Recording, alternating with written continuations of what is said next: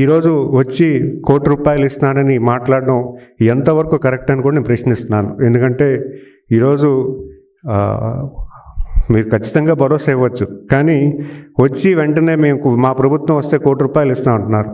మీకు ఇచ్చినటువంటి అవకాశంలో ఇలాంటి ఇన్సిడెంట్ ఎల్జీ ఫార్మర్స్లో జరిగింది. ఎన్నో కుటుంబాలు అటు అనారోగ్య పాలయ్యారు, అలాగే యాక్సిడెంట్లో కూడా ఇబ్బంది పడ్డారు. చనిపోయినటువంటి వ్యక్తులకి, ఫ్యామిలీలకి మీరు ఎటువంటి ధైర్యాన్ని ఇచ్చారనే సంగతి కూడా ఒకసారి మీకు మీరే గుర్తు చేసుకోండి. ప్రజలందరూ కూడా గమనిస్తున్నారు. ఎందుకంటే ఆ రోజు 12 మంది చనిపోతే కేవలం 3 మాత్రమే మీరు ₹1,00,00,000 ఇవ్వడం జరిగింది. అది కూడా మీ గవర్నమెంట్ ఆఫ్ ఆంధ్రప్రదేశ్ నుంచి ఇవ్వలేదు.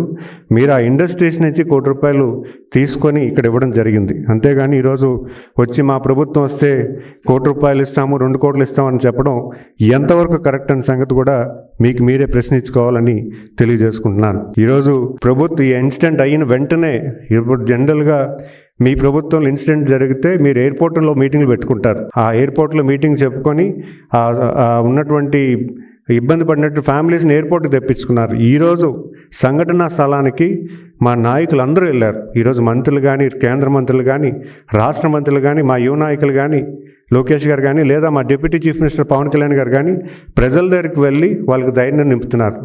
మీరు గత ప్రభుత్వంలో, మీరు హయాంలో ఇలాంటి ఇన్సిడెంట్ జరిగితే మీరు ఎలా వ్యవహరించారు?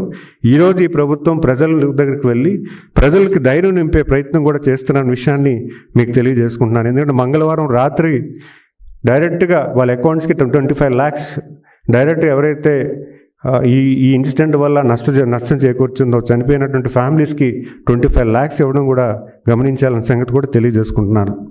మరి అలాగే ప్లాంట్ నేనే పరిరక్షించాను, నేను అసెంబ్లీలో తీర్మానం చేశాను, 2 సార్లు లెటర్స్ రాశానని చెప్పారని చెప్తున్నారు.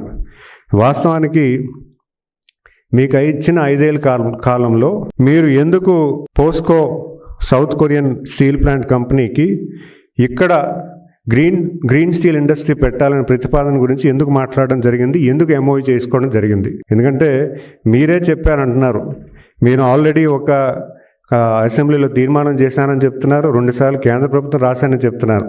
కానీ మీరు నాన్ బైండింగ్ ఎంఓయూ అనేది పోస్కో అనే ఒక steel plant, south Korean steel ప్లాంట్తో మీరు ఎందుకు ఎంఓయూ చేసుకున్నారు? ఇక్కడ ఇదే ప్లేస్లో గ్రీన్ స్టీల్ ఇండస్ట్రీ పెట్టడానికి ఎలా ప్లాన్ చేశారు అనేది నెంబర్ 1 క్వశ్చన్.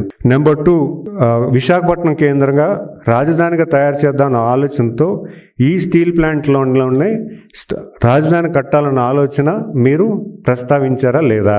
అది నెంబర్ 2. అది కూడా మీరు ఒకసారి గుర్తు చేసుకోవాలి.